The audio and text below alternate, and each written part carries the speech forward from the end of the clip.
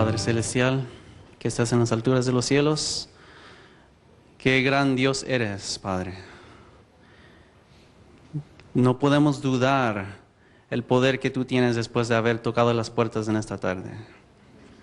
No podemos dudar de que tu Espíritu Santo todavía está en este mundo buscando las últimas almas para el fuerte pregón. Tú estás preparando un pueblo, un ejército fiel y firme para la verdad. Y queremos ser ese pueblo, Padre. No queremos que ninguno tome nuestra corona, Padre. Queremos ser santificados por tu amor, Padre. En esta noche pedimos que el programa de Generación de Jóvenes para Cristo continúe de acuerdo a tu santa voluntad.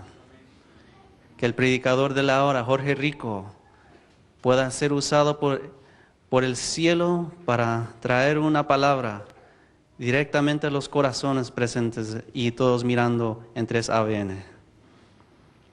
Padre, te pido que por favor ayúdanos, que nos rindamos 100%, Padre, que tú puedas formar una restauración total en nuestras vidas, porque el Hijo del Hombre vino a buscar y a salvar lo que se había perdido. Ya no queremos estar perdidos, sino encontrados por ti, Señor, en el nombre de Jesús. Amén.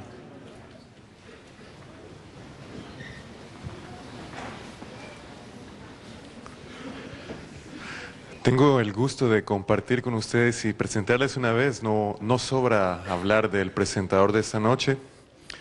Antes de ser profesor, ser secretario de diferentes conferencias, primero que todo, él es un amigo. Y estamos esperando desde ya una bendición del cielo a través del mensaje del Dr. Rico. Pero antes de tener el mensaje, vamos a escuchar un especial por parte de Lisbeth Melgar. El amor de Dios permanecerá.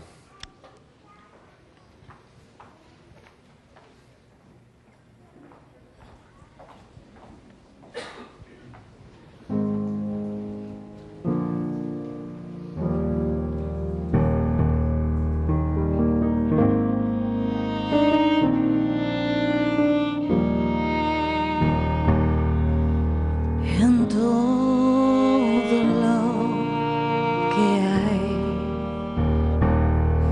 se evidencia Dios, sus huellas puedo encontrar si veo mi alrededor, pero esa gran creación muy pronto pasará. Me sostendré de tu verdad y es que su amor perdurará. El amor de Dios permanecerá. El amor de Dios permanecerá. Si de una cosa hoy segura estoy, es que su amor por siempre será. La vida me enseñó que aquí todo es vanidad. Me sostendré de tu verdad y es que su amor perdurará. El amor de Dios permanecerá. El amor de Dios permanecerá. Si de una cosa hoy segura estoy, es que su amor por siempre será. Cuando caigo al tropezar o si en mí hay felicidad, su su amor por mí no cesará. En lo mejor y en lo peor, y desde que Él me salvó, su amor por mí permanecerá. El amor de Dios permanecerá. El amor de Dios permanecerá.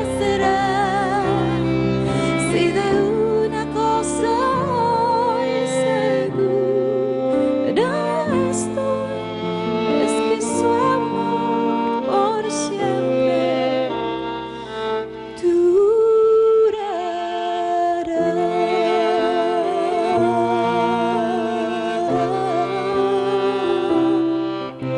Por siempre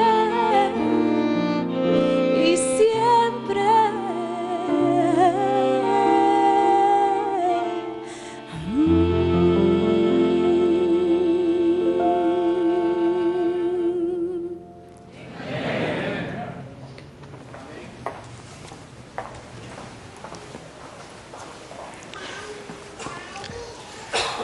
Cuánto gusto una vez más poderlos saludar a cada uno de ustedes.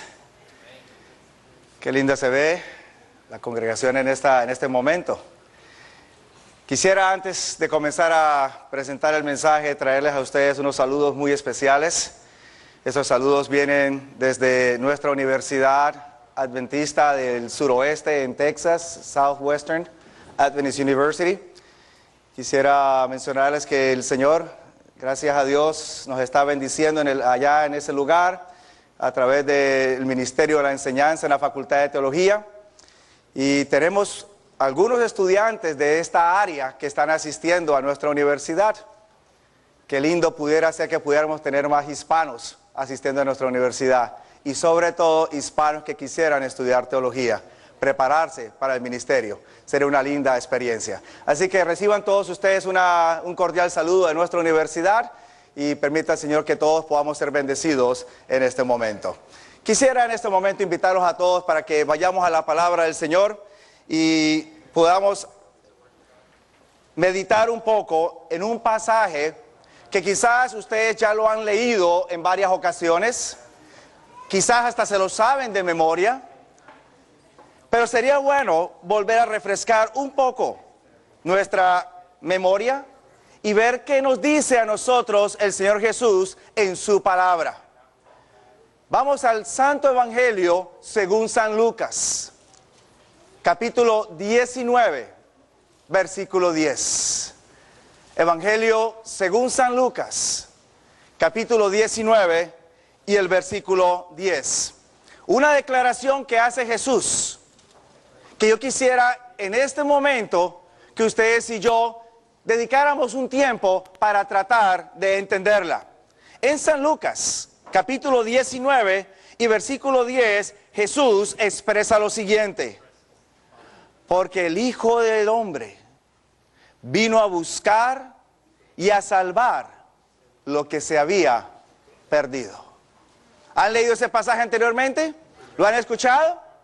Ahora bien, les voy a hacer una pregunta a ustedes. Según lo que dice Jesús aquí, que el Hijo del Hombre ha venido a buscar y a salvar lo que se había perdido, según esta declaración de Jesús, ¿qué fue lo que vino a buscar y a salvar Jesús? Piensen por un momento. ¿Qué fue lo que vino a buscar y a salvar Jesús? No sé si ustedes en algún momento se han hecho esa pregunta. Porque Jesús dice claramente, Él vino a buscar y a salvar lo que se había perdido, pero Él no especifica qué fue lo que vino a buscar. ¿Cómo podemos contestar esa pregunta? La única manera es formulando otro interrogante. Si Jesús vino a buscar y a salvar lo que se había perdido, y Jesús no especifica, el otro interrogante sería entonces, ¿qué fue lo que se perdió? Para saber qué fue lo que vino a buscar y a salvar, necesitamos en primer lugar saber qué fue lo que se perdió. Pero Jesús tampoco lo especifica. Ahora, quizás este segundo interrogante nos llevaría a un tercer interrogante. Si queremos saber qué fue lo que se perdió, necesitamos comenzar por saber qué era lo que se tenía. Porque en ningún momento, pienso yo, usted puede decir, he perdido $100 si usted nunca tuvo $100 en su bolsillo. ¿O usted los pediría? ¿Cómo usted se sentiría? Si usted nunca ha tenido $100, ¿cómo va a decir que los perdió si nunca los tuvo? De igual manera, cuando Jesús me está diciendo a mí, el Hijo del Hombre vino a buscar y a salvar lo que se había perdido, para que el Señor viniera a buscar y a salvar algo que se había perdido, eso que se había perdido tenía que primero existir. Y ahora la pregunta que surge es, ¿qué fue lo que se perdió? ¿Qué era lo que había? ¿Qué fue lo que vino a buscar y a salvar Jesús? Sin que ustedes pierdan en sus Biblias, Lucas 19, colóquenle un divisorio a su Biblia en Lucas 19, no lo pierdan. Yo quiero invitarlos para que consideremos esta pregunta, ¿qué fue lo que se perdió? ¿Qué era lo que había? ¿Qué fue lo que vino a buscar y a salvar el Señor Jesús? Así que los invito, acompáñenme, vayamos al libro de Génesis, capítulo 1. Libro del Génesis, capítulo 1. ¿Qué era lo que había? Que luego se perdió y Jesús viene a buscar y a salvar. Génesis capítulo 1. En este capítulo, usted va a encontrar un recuento, un desarrollo de la creación, de los días de la creación. Y dentro de todo ese recuento de los días de la creación, llegamos al sexto día. Y en el verso 26 se nos describe a nosotros la creación del ser humano. Ahora bien, ¿cómo fue creado el ser humano en el principio? ¿Qué era lo que había en el principio? Verso 26 me dice a mí lo siguiente. Y dijo Dios, hagamos al hombre a nuestra imagen, conforme a nuestra semejanza, y señoree en los peces de la mar, en las aves de los cielos, en las bestias, en toda la tierra y en todo animal que anda arrastrando sobre la tierra. Ahora, pausemos. Tratemos de entender este pasaje. ¿Cómo es creado el hombre en el principio? ¿Qué se le da al hombre en el principio? Bueno, en primer lugar, el hombre es creado ¿cómo? A imagen de Dios. Así que Dios le da al hombre su imagen. En segundo lugar, ¿qué más le da Dios al hombre? Es creado de acuerdo a ¿qué? A la semejanza de Dios. Y después de que es creado a imagen y semejanza de Dios, ¿qué le agrega Dios al ser humano? Le da señorío. Señoree sobre los peces, sobre las aves, sobre la tierra, sobre todo lo que Dios ha hecho. Ahora bien, tratemos de entender esto. ¿Qué significa haber sido creado a imagen de Dios? ¿Qué significa haber sido creado a semejanza de Dios? Algunos pensarían que estas dos palabras son sinónimos y simplemente se hace una repetición, pero en realidad no lo son. ¿Cómo entendemos esto? Comencemos por entender qué significa ser creado a imagen de Dios. La palabra imagen que ustedes leen allí en sus Biblias, en Génesis 1:26, si usted quisiera hacer un estudio un poquito más profundo para tratar de entender, usted va a encontrar la palabra imagen que aparece en Génesis 1:26, es la palabra hebrea Selem. Es la palabra Selem. Se traduce por imagen. Ahora, ¿qué tiene que ver esta palabra? ¿Qué significa esta palabra? Cuando usted toma una concordancia y usted empieza a rastrear esa palabra en el Antiguo Testamento, usted va a encontrar que esa palabra aparece aproximadamente 22 veces en todo el Antiguo Testamento. O sea que no se utiliza muchas veces. Aproximadamente unas 22, quizás unas 23 veces aparece la palabra Selem. Y esta palabra, cada vez que se utiliza en el Antiguo Testamento, siempre se está refiriendo a una estatua, se refiere a un ídolo, se refiere a algo que ha sido hecho bien sea con madera, bien sea con roca, bien sea con oro, y está representando una realidad superior. Lo que pudiéramos decir, un dios pagano quizás, un ídolo, una estatua, una imagen. Ese es el uso de la palabra imagen en el Antiguo Testamento. Ahora, cuando vengo yo de regreso a Génesis 1:26 y encuentro que yo he sido creado a imagen de Dios, y la palabra imagen se utiliza para referirse a una representación física de una realidad superior, ¿qué me indica eso a mí? Que ustedes y yo hemos sido creados ¿cómo? Hemos sido creados para reflejar a Dios. ¿De qué manera? Físicamente. Exactamente. Algunos piensan que cuando se describe a Dios en la Biblia como teniendo cabeza, como teniendo cuerpo, algunos piensan que eso solamente es una representación antropomórfica de Dios. Pero la realidad es que cuando yo leo en la Biblia que Dios tiene cabeza, que Dios tiene ojos, Dios tiene boca, y luego yo voy al espejo y me miro enfrente del espejo y veo que tengo una cabeza, veo que tengo ojos, veo que tengo boca, me doy cuenta que en realidad estoy reflejando ¿a quién? A Dios. Exactamente. Así que somos creados para reflejar a Dios físicamente. Por eso tengo cuerpo, tengo extremidades, tengo órganos, porque reflejo a Dios físicamente. Pero no solamente Dios me da su imagen, su reflejo físico, lo coloca en mí, sino que a la misma vez el versículo 26 me dice a mí que cuando Él me crea, además de hacer el cuerpo y llenarlo de huesos y llenarlo de tejidos y llenarlo de carne, también le coloca algo más. Y eso es su semejanza. Y la palabra semejanza no es sinónimo de imagen. La palabra semejanza es la traducción del hebreo demut. Esa palabra demut, si usted hace la misma operación, toma usted una concordancia, la trata de rastrear a través del Antiguo Testamento, va a encontrar que la palabra demut aparece también pocas veces en la Biblia. Aproximadamente 20 ocasiones es utilizada esta palabra. Y aunque unas pocas veces se puede utilizar para referirse a una imagen, la mayoría de las ocasiones cuando la palabra demut se utiliza en el contexto de la parte intelectual del hombre, se utiliza en el contexto de la parte espiritual del ser humano, se utiliza en el contexto de la parte moral del ser humano. En otras palabras, el ser humano es creado un ser pensante.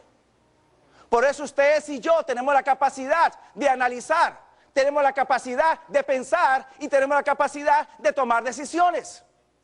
El ser humano es hecho pensante. Somos creados únicos en relación con el resto de la creación. Somos los únicos pensantes. No solamente reflejamos a Dios físicamente, somos hechos para pensar. Pero a la misma vez que somos hechos para pensar, también somos hechos para poder hacer distinción entre lo que es correcto y lo que es incorrecto. Moral, el aspecto moral. A la misma vez, Dios coloca en nosotros la necesidad de buscarlo a Él, porque sin Dios vamos a estar vacíos. Ese deseo, esa inclinación espiritual. Para Dios hubiera sido fácil haber hecho al hombre a su imagen, físicamente, y entonces después de que tiene todo el cuerpo, todo desarrollado, en lugar de colocar su semejanza, hubiera sido fácil haberle colocado al ser humano un chip aquí en la cabeza. Y entonces luego toma un teclado, un keypad, y entonces empieza a dar los comandos. El ser humano voltea, el ser humano se va para otro lado, de acuerdo a los comandos de Dios. Y se hubiera ahorrado un montón de dolores de cabeza, ¿correcto? Pero en lugar de hacer eso, Dios lo crea a usted y me crea a mí para pensar, analizar, poder hacer distinción entre lo moral, correcto o incorrecto, y tener esa inclinación espiritual. Ahora bien, con esos dos elementos que Dios coloca en el ser humano, ahora Dios entonces hacia el hombre para que el hombre haga aquí en la tierra lo que Él hace a nivel universal. Y entonces le da el señorío. Lo que Dios es a nivel universal, ahora el hombre lo va a hacer a nivel terrenal. Vamos a ser corregentes con Dios, porque tenemos esa imagen, tenemos esa semejanza, tenemos esa capacidad. Entonces Dios nos da dominio sobre la tierra. 3 cosas le entrega a Dios al hombre en el principio. ¿Es eso todo lo que le da? No. Hay algo más todavía. Cuando vamos nosotros a Génesis, capítulo 1, verso 31, ayer mencionamos algo al respecto, vamos a notar algo más en Génesis 1:31. Génesis 1:31 nos dice que Dios vio todo lo que había hecho. ¿Se acuerdan ustedes qué significa el verbo ver? Los que estuvieron presentes anoche. ¿Significa qué cosa? ¿Solamente ver? ¿Solamente observar o mirar algo nada más? No, ver significa ¿qué? Estar analizando, llegar a conclusiones, ¿ok? Así que Dios analiza todo lo que ha hecho y entonces llega a la conclusión, todo es bueno en gran manera. Ahora, ese énfasis que aparece allí me indica a mí, no solamente la creación de Dios está en armonía, no solamente la creación de Dios es perfecta, sin pecado, a la misma vez la creación de Dios en ese momento está disfrutando de una relación especial. Es lo que yo llamaría una relación tridimensional. En otras palabras, el ser humano está disfrutando de una buena relación con su Creador. El hombre puede hablar, puede ver a Dios cara a cara, puede dialogar con Él, interactuar con Dios. Es una relación especial, pero a la misma vez de que tiene una relación especial con su Creador, el ser humano también tiene una relación especial, buena, intacta, con sus semejantes. Por eso usted encuentra que la relación del hombre con su pareja es una relación de iguales en el principio. La relación del hombre con los ángeles también es una relación buena. Los ve, dialoga, interactúan. A la misma vez, el hombre tiene una buena relación con la creación, con la naturaleza, con los animales.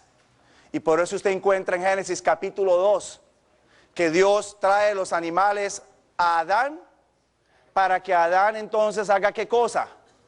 Les coloque nombres. Todo tipo de animal es traído para que Adán le coloque nombres. Y los nombres que le coloca, esos son los nombres que quedan para los animales. Adán tiene control sobre la naturaleza, sobre todos los animales. Todo estaba en armonía en el principio. Y todo esto recibe el hombre en el mismo comienzo. Pero encontramos en el capítulo 3 que algo sucede. Y esto que sucede afecta la creación de Dios. Afecta todo esto que Dios le había dado al ser humano en un principio. Capítulo 3 me dice a mí que ahora la mujer es tentada, el hombre también es probado y ambos fallan la prueba. Y cuando ambos fallan la prueba, la palabra de Dios me dice a mí que los ojos de ambos, versículo 7, 3:7, los ojos de ambos fueron abiertos y conocieron que estaban desnudos y entonces se cosen hojas de higuera y se hicieron delantales. ¿Qué pasa a partir de ese momento? Porque recuerden, ¿cuál era el problema con ellos verse desnudos? Si usted va al capítulo 2 y el versículo 25, usted encuentra que ambos estaban desnudos, ambos se paseaban por el jardín del Edén desnudos y no se avergonzaban. Ahora, ¿cómo es posible que vamos al capítulo 3, versículo 7, se ven desnudos y entonces se avergüenzan? ¿Qué ha sucedido? ¿Qué ha pasado? Sencillamente, esta desnudez que aparece en el capítulo 3 es una desnudez que nos indica hay una separación con Dios. Algo se quita de lo que se tenía anteriormente. Y Pablo nos lo ayuda a entender allá en Romanos capítulo 3, cuando Pablo nos dice a nosotros, por cuanto todos pecaron y todos están ¿qué? Destituidos de ¿qué cosa? De la gloria de Dios. Así que el hombre en un principio estaba desnudo, caminaba desnudo y no se avergonzaba porque la gloria de Dios, ¿qué hacía? Lo cubría, lo vestía. Ahora el hombre peca, se ve desnudo y se avergüenza. ¿Por qué razón? Porque ya esa gloria no la tiene. El hombre está destituido y con la destitución del hombre, ¿puede el hombre entonces mantener una buena relación intacta con Dios? ¿Qué creen ustedes? ¿Qué empieza a pasar con esa relación tridimensional que hay en el principio? ¿Puede el hombre ver a Dios? No. El versículo 8 me dice a mí que lo único que el hombre hace es esconderse y escuchar solamente la voz de Dios. Ya no lo puede ver más. Queda afectada esa relación con Dios. ¿Qué sucede con la relación con sus semejantes? Al menos el hombre sigue tratando bien a su compañera. Se mantiene una relación de iguales. ¿Qué creen ustedes? ¿Sucede eso? No. También eso es afectado. El hombre también tiene problemas con ver ángeles. Ustedes y yo no vemos a ángeles a no ser de que los ángeles escojan mostrarse. Así que esa parte de la relación tridimensional también queda afectada. Pero ¿qué pasa con la relación con la naturaleza? Al menos el hombre mantiene control de los animales, mantiene control de la naturaleza. ¿Qué creen ustedes? O quizás les pregunto, ¿quién de ustedes en su sano juicio estaría dispuesto a pasar una noche, nada más una noche, en una jaula con un tigre? ¿Quién de ustedes? No creo que muchos se atreverían, ¿verdad? ¿Qué pasa con el control de la naturaleza? ¿Qué pasa con el control de los animales? ¿Queda afectada o no queda afectada? ¿Qué creen ustedes? Claro que sí.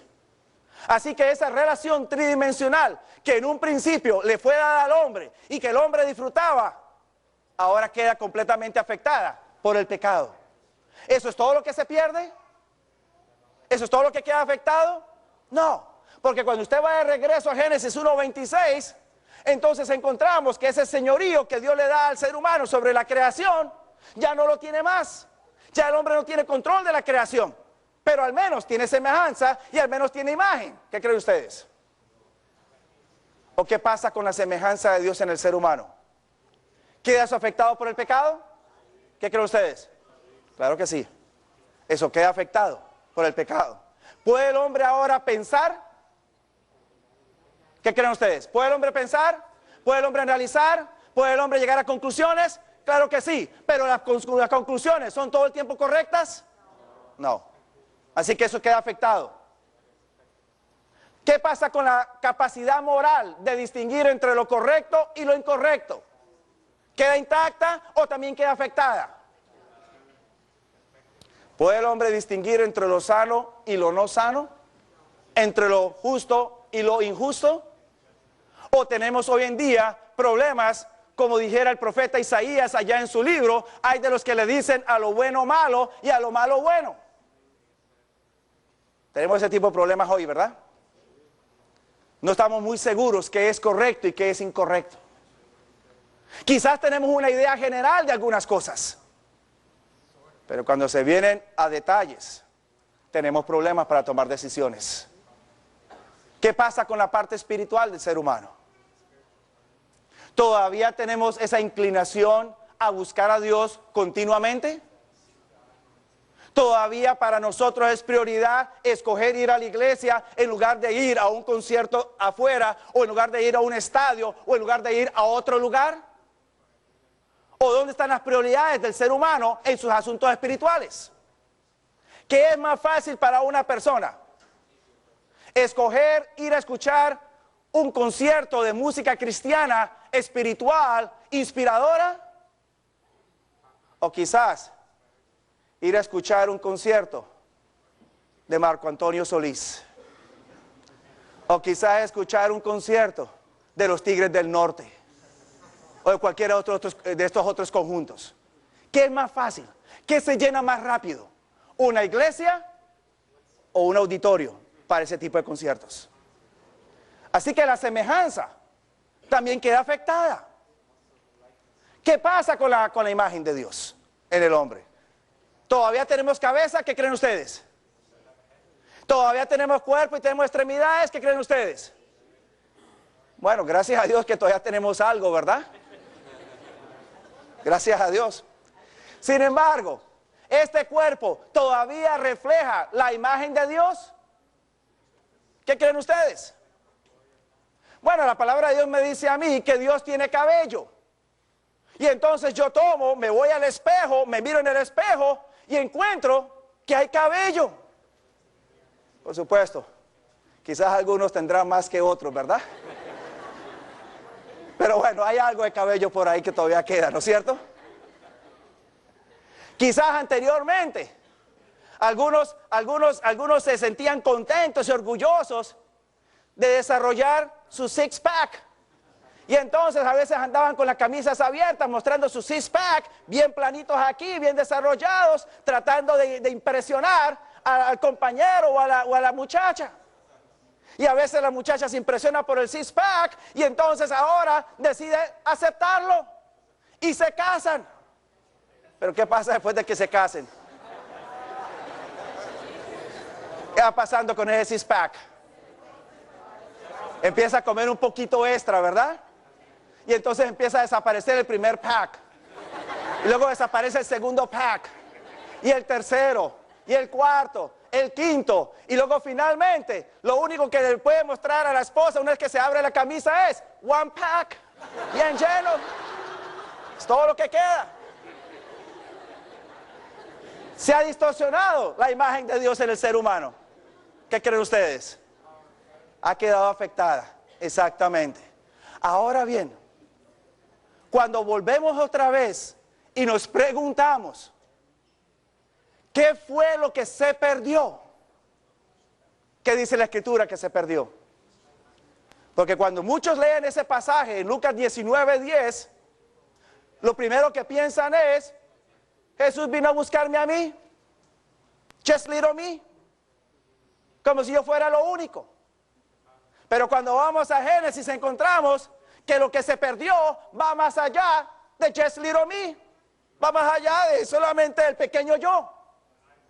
Se pierde la imagen de Dios, se pierde la semejanza de Dios, se pierde el señorío que Dios le da al hombre, se pierde esa relación tridimensional que Dios permite que el hombre disfrute en el principio.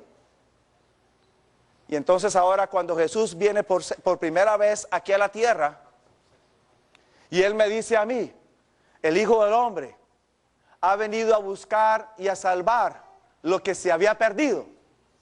¿Qué es lo que el Hijo del Hombre viene a buscar y a salvar? ¿Just little me? ¿Solamente yo? ¿O viene a buscar a salvar todo lo que había en el principio y que se había dado? Ahora bien, notemos algo. ¿Será que esta frase es una frase que solamente aparece allí y que el pastor Rico está tratando de forzar para incluir 2 o 3 detalles más? ¿O será que el contexto de esta frase me ofrece a mí la oportunidad de notar que eso es la labor que Cristo está realizando? Para poder entender esto, vayamos de regreso a Lucas. Los invito a que vayamos a Lucas una vez más. Capítulo 19. Evangelio según San Lucas. Capítulo 19. Notemos, entendamos el contexto de esta frase. Nuevamente, el versículo 10 me dice a mí, porque el Hijo del Hombre vino a buscar y a salvar lo que se había perdido. Ahora la pregunta que viene es, ¿por qué Jesús dijo esta frase? ¿Cuál es el contexto que motiva a Jesús a expresar esta frase?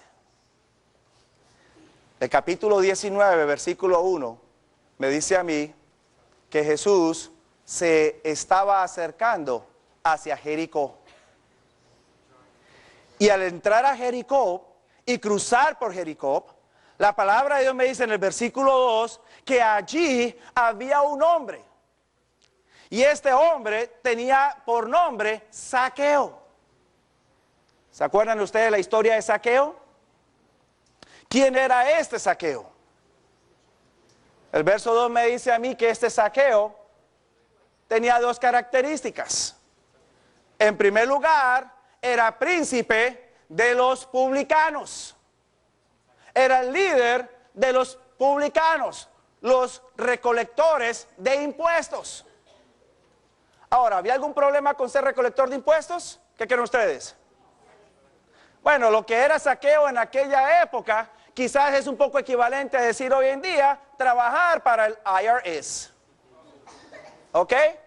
¿Hay un problema con trabajar para el IRS? ¿Qué creen ustedes?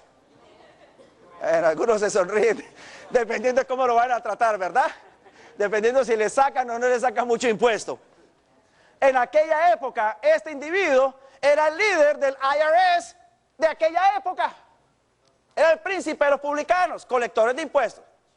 Pero el mayor problema de esto no era tanto trabajar como recolector de impuestos. El problema era que él era empleado por el Imperio Romano.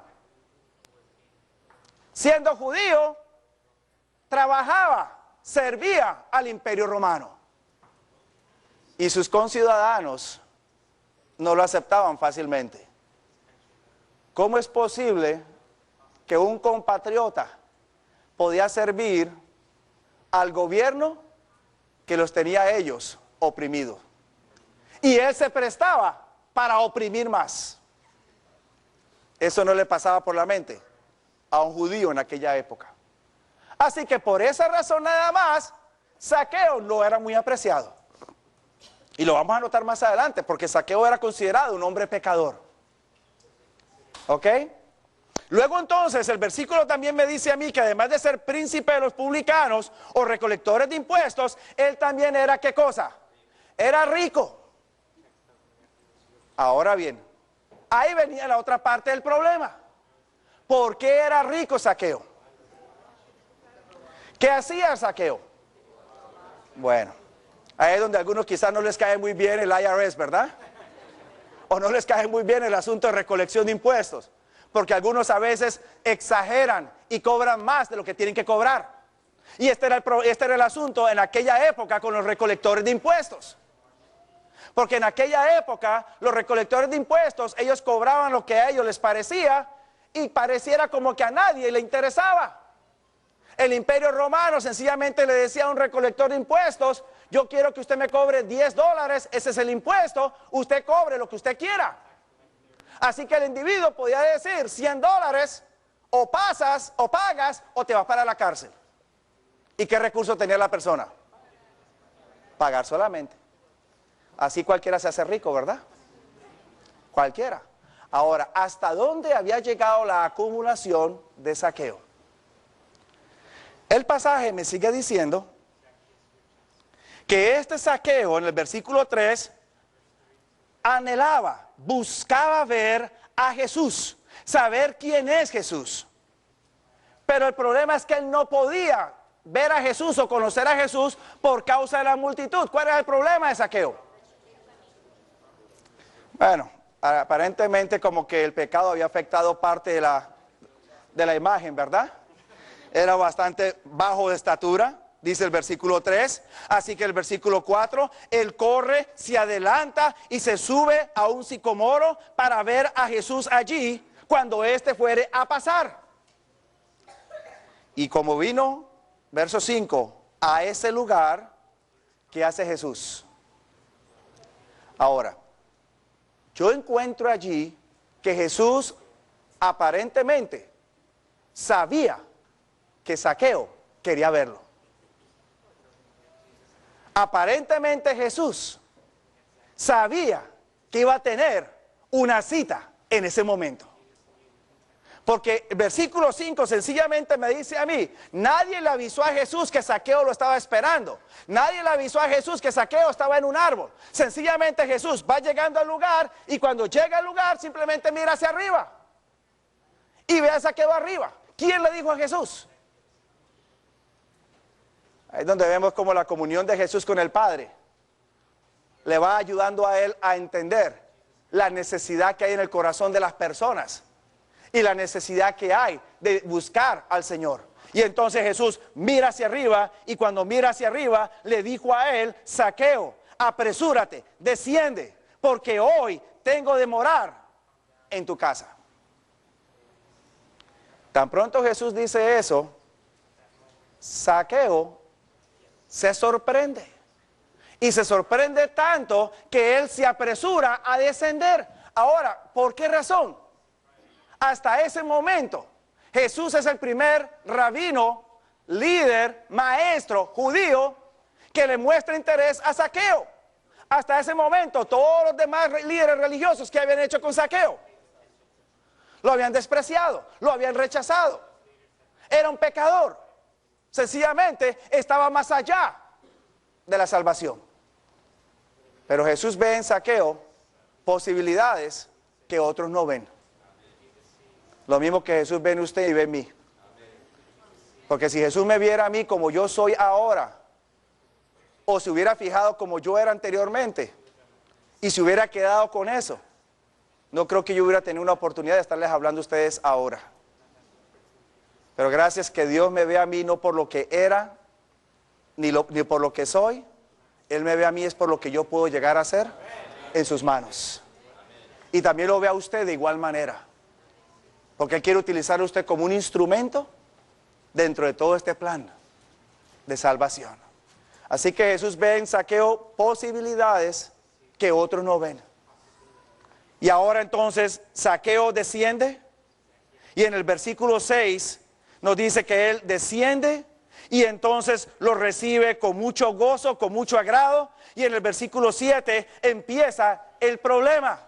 Porque entonces otros están mirando todo lo que está sucediendo. Y en el versículo 7 dice que viéndolos todos ellos empezaron a murmurar diciendo, con hombre pecador él entra para cohabitar, para tener comunión, para poder tener interacción. Ahora, ¿cuál era el problema con esto? Aparentemente entonces Jesús estaba compartiendo con un pecador y según el pensamiento de ellos, quizás Jesús estaba compartiendo con el pecado de este individuo. Pero recuerden, en ese momento Jesús está viendo son posibilidades que otros no ven.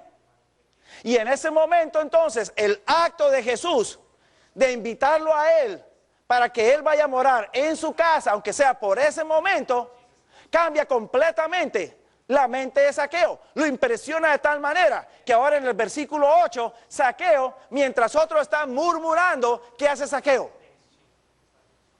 Se coloca en pie. En medio de la cena, Zaqueo se coloca en pie y hace su primer anuncio. Y el primer anuncio es, he aquí, la mitad de mis bienes, la mitad de mis pertenencias, Señor, se las doy a los pobres. Ahora, imagínense por un momento cuán rico era Zaqueo. ¿Cuánto dinero tenía Zaqueo? Imagínense por un momento cuánto él le había sacado a todos sus compatriotas. Que está dispuesto a dar la mitad de sus pertenencias, la mitad de sus bienes a los pobres. Pero no para allí. Porque luego la segunda declaración me dice a mí, y si a alguno, y el verbo que aparece aquí es el verbo que se traduce extorsionar, lo que diríamos en inglés blackmail. O sea que en realidad él estaba no cobrando lo justo, él estaba haciendo ¿qué cosa? Estaba robando. He was blackmailing, estaba extorsionando. a la gente. Y si a alguno he extorsionado, entonces le voy a pagar, ¿cuántas veces? 4 veces.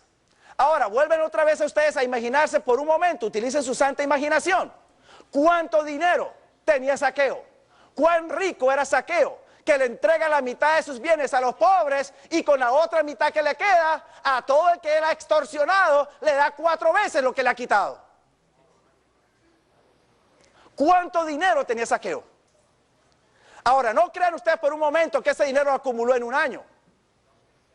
Eso es un proceso de un periodo de tiempo. Y en todo ese periodo de tiempo, ¿cuántas personas fueron extorsionadas por Zaqueo? Así que pónganse ustedes por un momento a pensar. Si a cada persona le ha quitado $100 y en ese periodo de tiempo le quitó $100 a 4,000 personas y le está devolviendo 4 veces $100 a 4,000 personas, haga la matemática. ¿Cuánto dinero podía haber tenido Zaqueo en aquel momento? Bastante.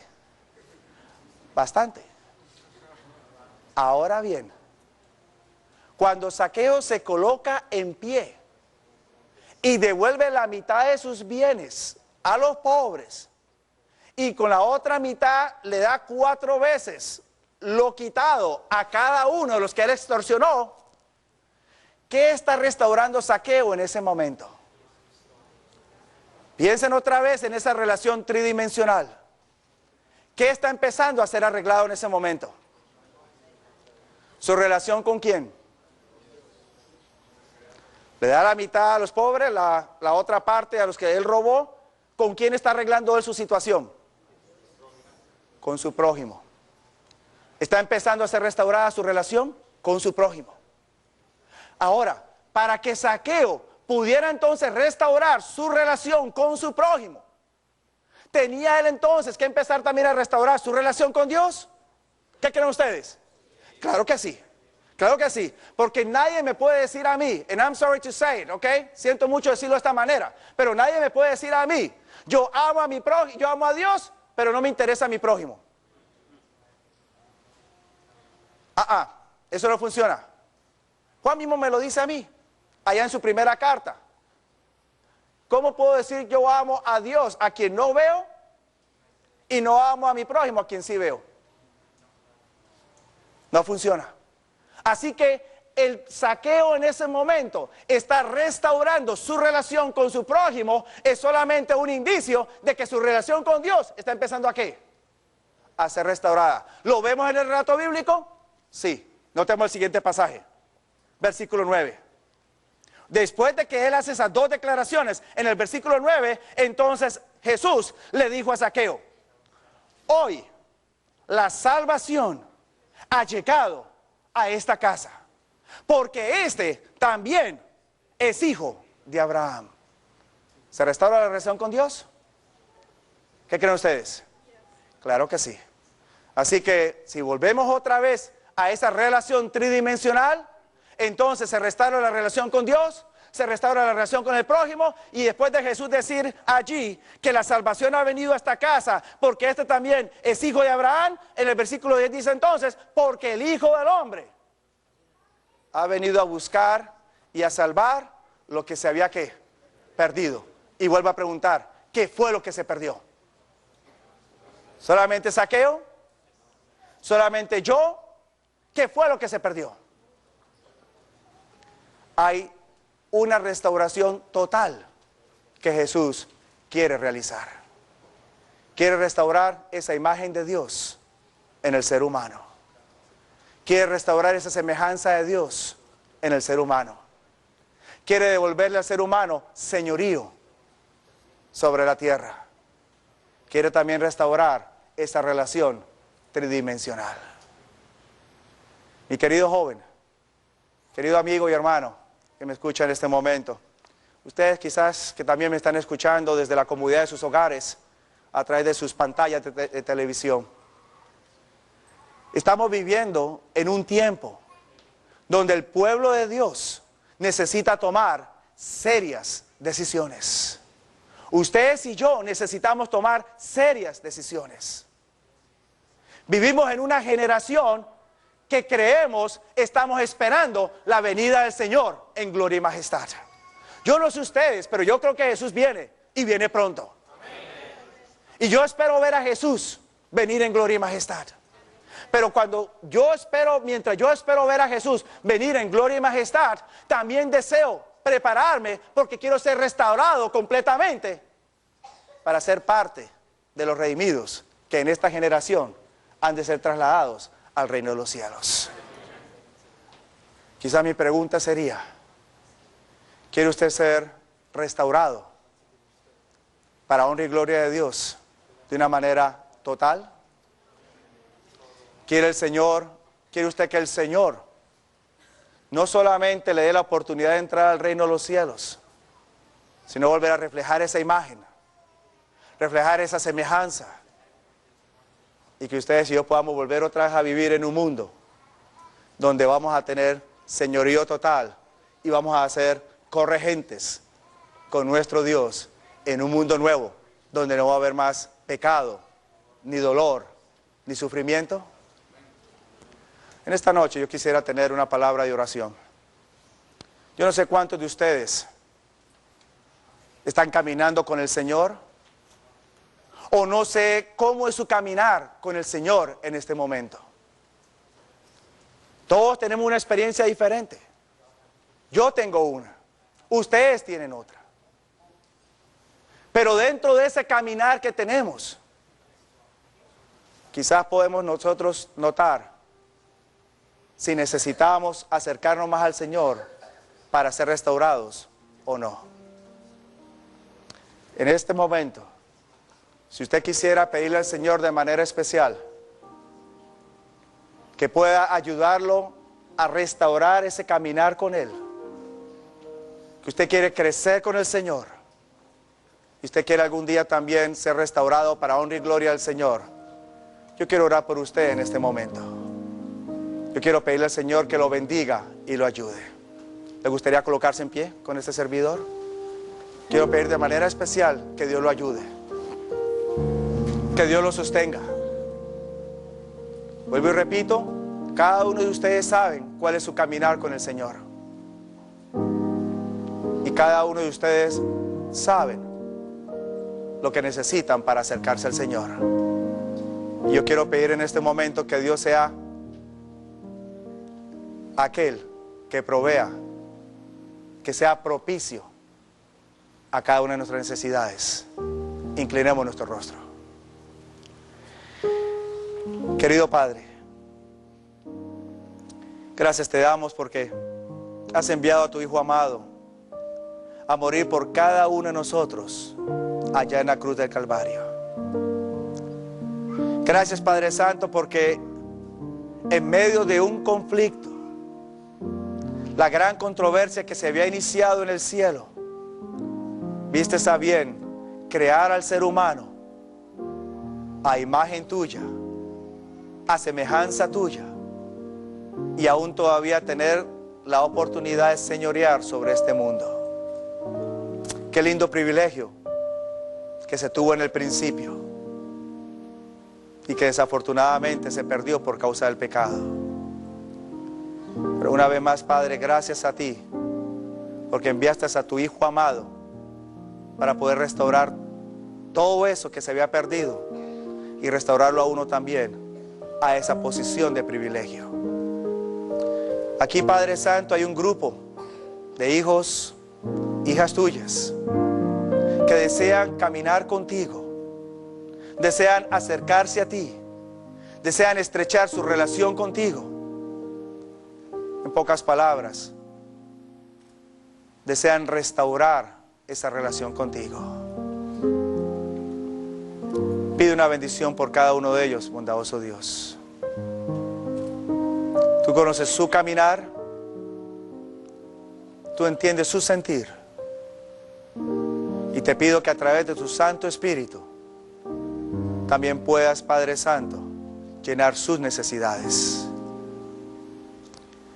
Padre, también pido por aquellos que desde sus hogares, a través de las pantallas de sus televisores, o quizás a través de sus computadores, que también han estado observando este programa y escuchando este mensaje.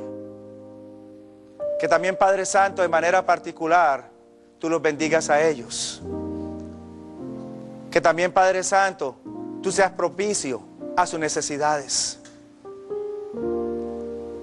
Y Padre, obstáculos que puedan haber en nuestras vidas, que tú nos des, Padre Santo, la sabiduría y la fortaleza para poderlos superar y de esta manera acercarnos más a ti.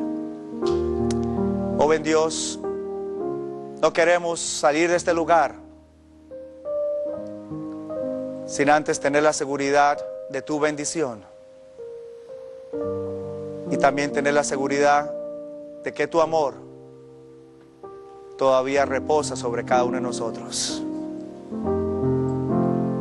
Más aún, Padre, queremos también que a través de esta bendición podamos también contar con la dirección de tu Santo Espíritu, para que podamos cada día más acercarnos a ti y experimentar una restauración total en esta generación.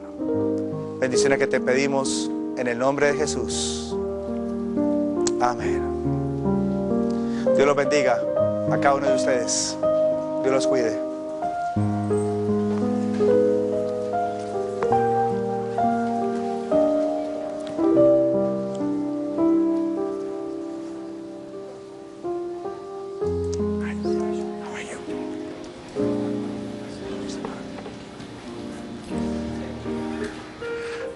¿Han sido bendecidos?